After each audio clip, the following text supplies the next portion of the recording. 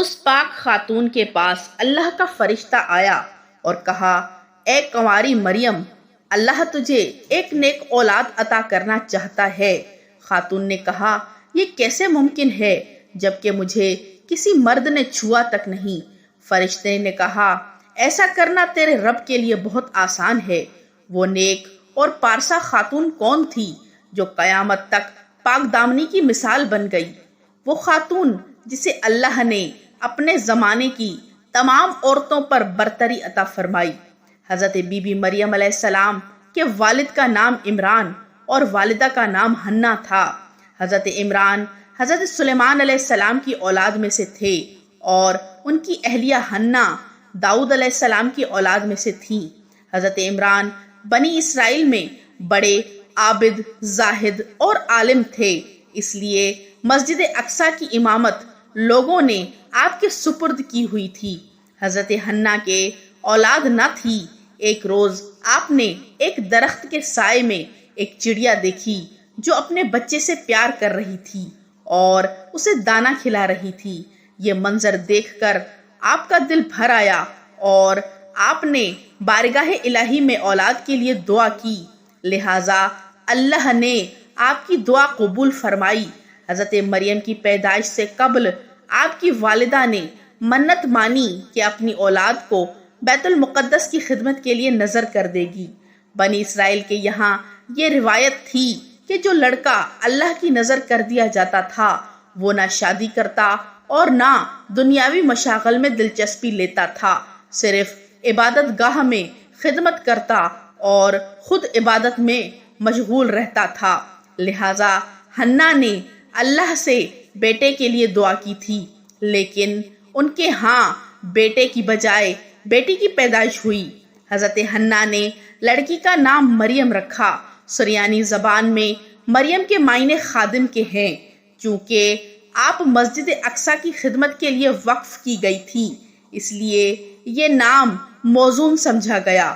حضرت مریم کی ولادت سے قبل ہی آپ کے والد وفات پا گئے، اس لیے حنا نے ولادت کے بعد آپ کو ایک کپڑے میں لپیٹ کر بیت المقدس کے علماء کے سامنے پیش کر دیا تاکہ وہ انہیں اپنی کفالت میں لے لیں۔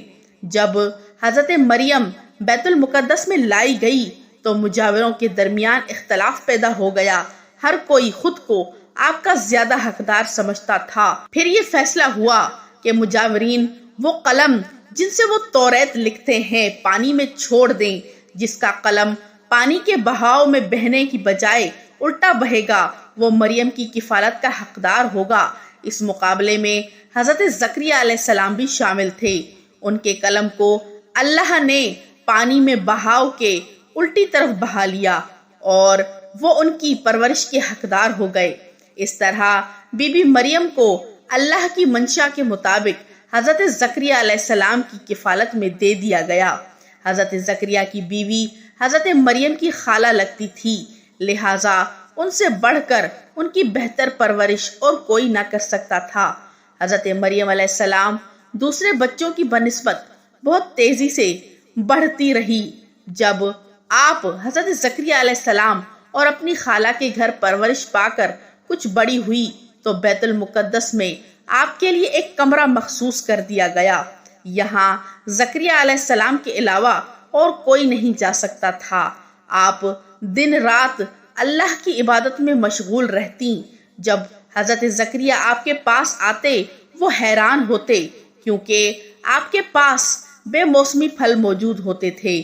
گرمیوں کے پھل سردیوں کے موسم میں اور سردیوں کے پھل گرمیوں کے موسم میں آپ کے حجرے میں رکھے ہوتے۔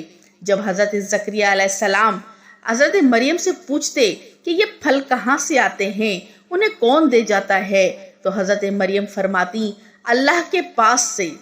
اللہ نے بی بی مریم کو پسندیدہ اور مومنہ بندی میں شمار کیا تھا، جیسا کہ سورہ آل عمران میں ارشاد ہوا، اور جب فرشتوں نے کہا، اے مریم، بے شک اللہ نے چن لیا ہے تمہیں اور خوب پاک کر دیا ہے اور پسند کیا ہے تمہیں سارے جہان کی عورتوں سے۔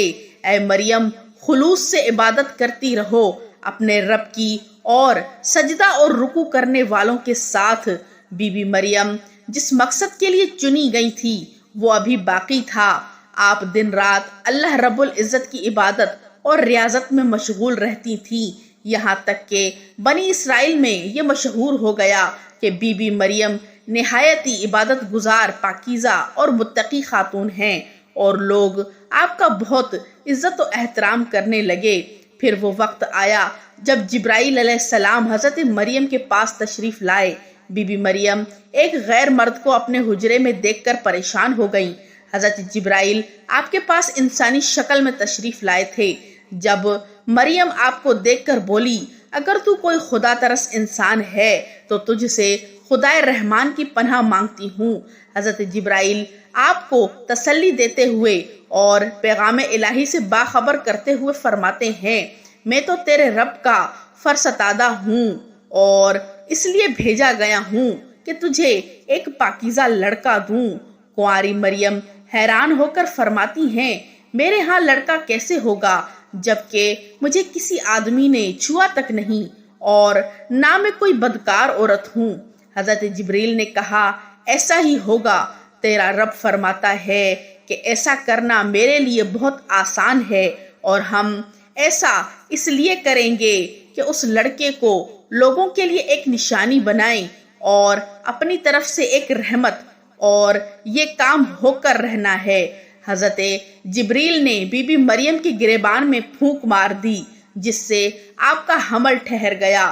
جب حضرت مریم حاملہ ہوئی تو یہ خبر بنی اسرائیل میں عام ہو گئی کہ حضرت مریم حاملہ ہو گئی ہیں۔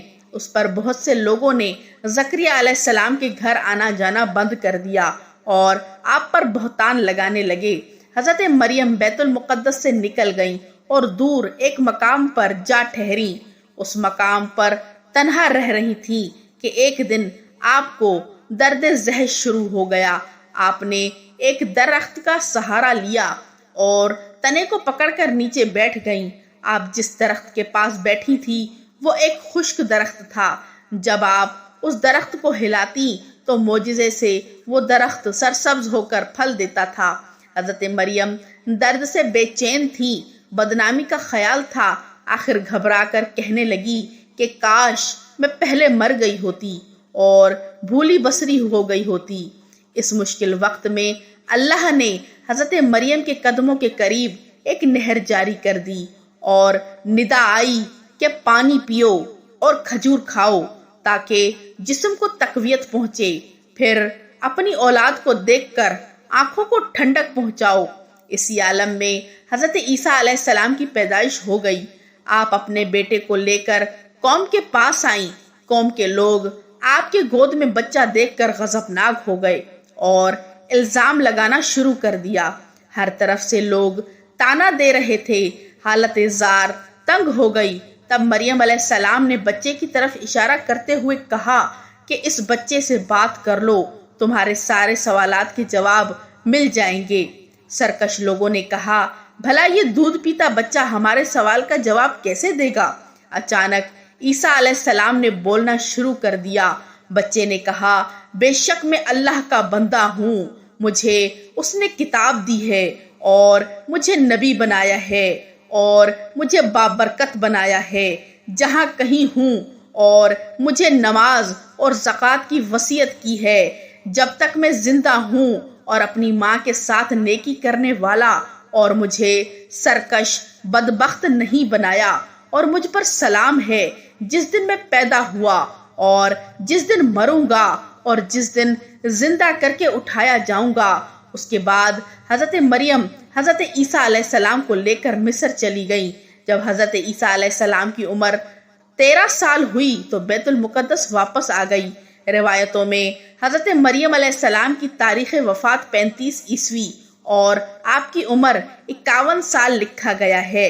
اسلام کے علاوہ کیتھولک اور آرتھوڈوکس عیسائی بھی حضرت مریم علیہ السلام کو نہایت ہی عقیدت و احترام کی نگاہ سے دیکھتے ہیں، اور آپ وہ واحد خاتون ہیں جن کا نام قرآن مجید میں درج ہے اور بائبل کے پرانے عہد نامے میں بھی موجود ہے۔